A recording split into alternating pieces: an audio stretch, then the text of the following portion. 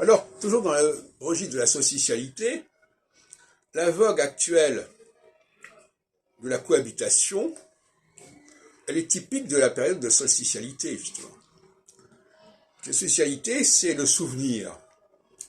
Et on a le souvenir de la cohabitation. On a eu 3 cohabitations entre 1986 et 1997, parce que la s'est étendue jusqu'en 2002 quand même.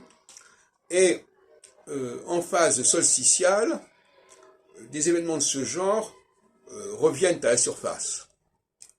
Et donc, ça alimente une forme de nostalgie, si on veut. En tout cas, de volonté de continuité ou de récurrence, enfin peu importe.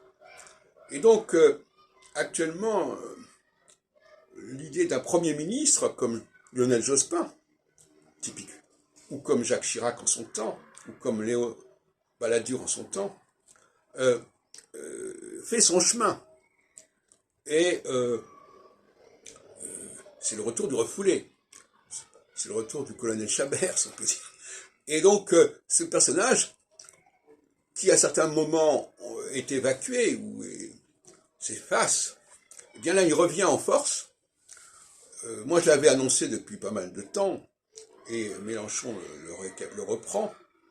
Et j'avais d'ailleurs dit pendant les élections présidentielles que Valérie Pécresse aurait mieux fait de se situer dès le départ comme un possible Premier ministre, mais ça a été un point aveugle.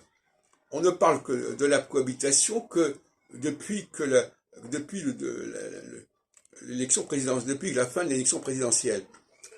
Moi, je pense au contraire qu'il fallait, dès le départ, poser cette dualité possible entre le Premier ministre et Macron, en disant, bon, écoutez, Macron, vous restez président, mais on pense que nous avons la possibilité de gagner sur le plan législatif. Voilà. Et l'échec de ces candidats contre Macron qui se sont voulus au même plan, c'est-à-dire voulant être aussi président, ça a été une erreur stratégique. Il aurait dit, voilà, écoutez, on vous laisse la présidence, et puis nous, on assume le Premier ministre.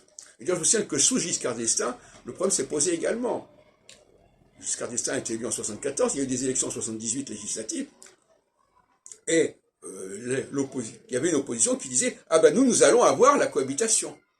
Et d'ailleurs, Giscard était d'accord. Il a dit, oui, je me contenterai de certaines activités présidentielles, etc.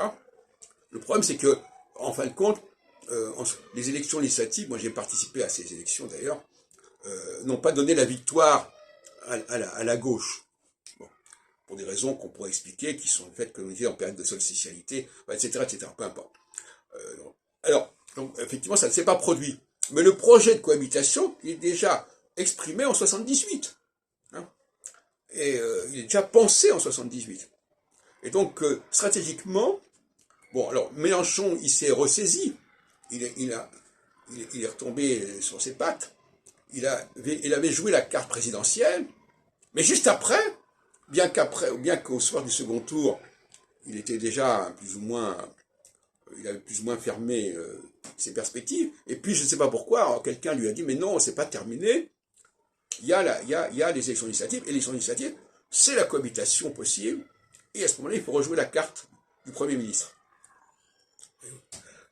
Donc, s'ils avaient été bien conseillés, les adversaires de Macron, ils auraient dû, dès le départ, poser la question du Premier ministre, ce qui leur aurait évité de cet échec, entre guillemets, au présidentiel. Puisque de toute façon, dès le départ, on aurait dit que c'était pas comme ça que ça allait se passer.